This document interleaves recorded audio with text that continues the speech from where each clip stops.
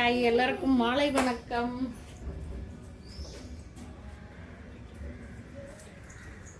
Hi, வணக்கம். பஜ்ஜி செய்ய போகிறோம். பாருங்கள், எங்கள் புது கிச்சன் எப்படி இருக்குது. 2 days ஆயிடுச்சு கிச்சன் ஆரம்பிச்சு.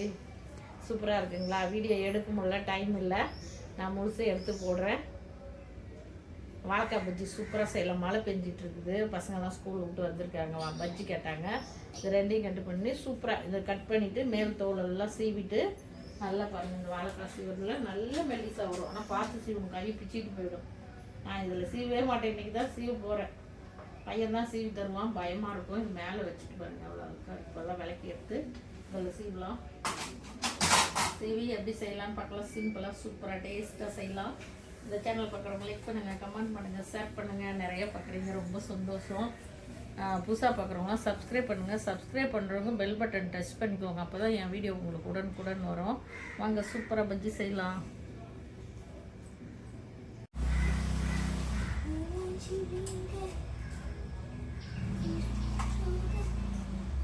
சூப்பராக. ஆனால் இதில் ஸ்ரீவருக்கு போயும் அப்படியே ரொம்ப சார்பாக இருக்கும். ஆனால் பாருங்க, எங்கள் பையன் தான் சீவி தருவார். அவர் தூங்கிட்டு இருக்காரு. அப்படியே மெல்லிஸாக வரும். ஆனால் அப்படியே சதையே பிச்சுட்டு போயிடும். செம்மையா. ஒரு வாழைக்காயிலே ஒன்று தான் சீவினேன். ஒரு வாழைக்காயில் நானும் வாழைக்காய் சாப்பிட மாட்டேன். அதனால்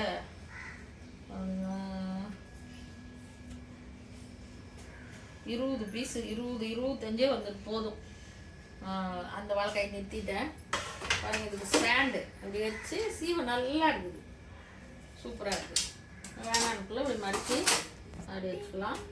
செருப்பு ரெடி பண்ணலாம்.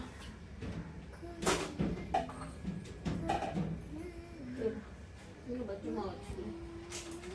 பஜ்ஜி மாவு கொஞ்சம் இருக்குது, கொஞ்சம் போட்டுக்கலாம். மீதிக்கு கடல மாவு கலந்துக்கலாம். பஜ்ஜி மாவுலே எல்லாம் இருக்கும். உப்பு, காரம் எல்லாமே இருக்குது. அதனால் நம்ம கலக்க தேவையில்லை. கடல மாவு கொஞ்சம் போடுறதுனால கொஞ்சமாக சால்ட்டு போட்டுக்கலாம். வெறும் கடல மாவு இது.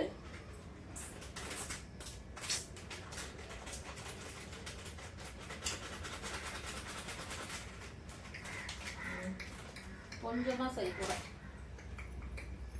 கூட நான் சால்ட் எங்கே கொட்டி வச்சேன். அம்மா, நீ அந்த சின்ன டப்பா வச்சிருந்தி எங்கே பாப்பா?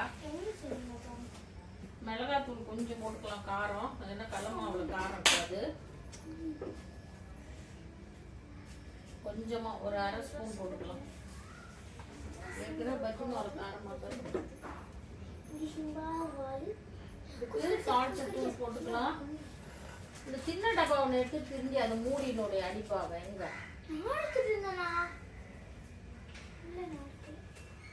50 ஸ்பூன் 1/2 ஸ்பூனு. இப்போ தண்ணி தேவை கேட்டுறது ஊற்றி நல்லா பனைஞ்சிக்கலாம். வாங்க சரி பனைஞ்சிட்டு ஒரு சைக்கிள் பார்க்கலாம். கட் பண்ணி அழகாக நல்லா தெரிஞ்சா பாரு.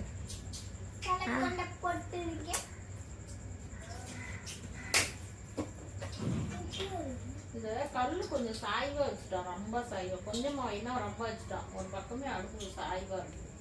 வச்சா வாங்கலாம். எண்ணெய் காஞ்சிச்சு, போட்டு எடுக்கலாமா? நல்லா எண்ணெய் காயணும். அப்போதான் பஜ்ஜி சூப்பராக இருக்கும். ஓப்பன் மட்டும் தான் இங்கே யூஸ் பண்ணிருக்கோம்.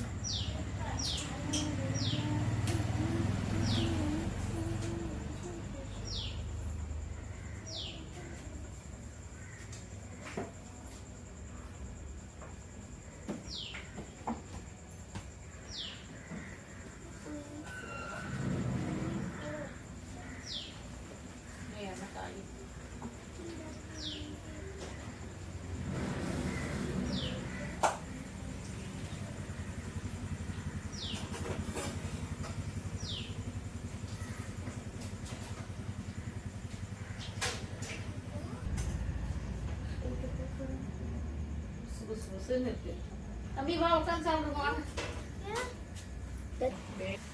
அப்படி போடணும். இப்படி மாவுல நல்லா நனைச்சிட்டு இப்படியே மாவுலேயே தேய்ச்சணும். ரொம்ப மாவு இருக்கக்கூடாது, ரொம்ப தனியாக இருக்கக்கூடாது, ரொம்ப திக்காகவும் இருக்கக்கூடாது. நம்ம மாவு கரைக்கிற பதம் தான் அப்படியே புசு புசுன்னு வரும் பாருங்க.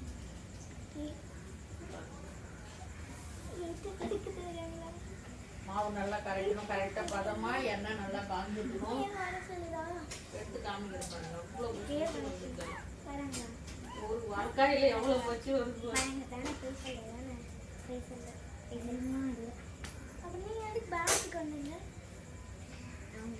எல்லாம் செஞ்சுட்டு பார்க்கலாம். தம்பி கட் பண்ணு.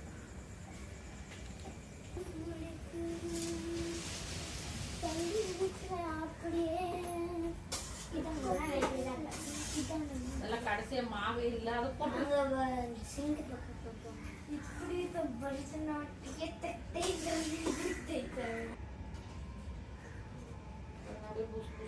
எவ்வளோ சமையா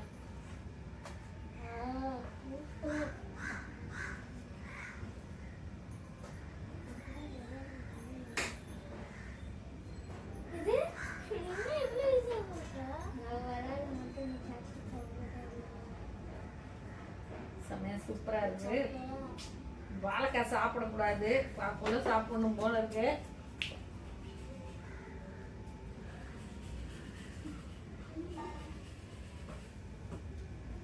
அவ்வளோதான்.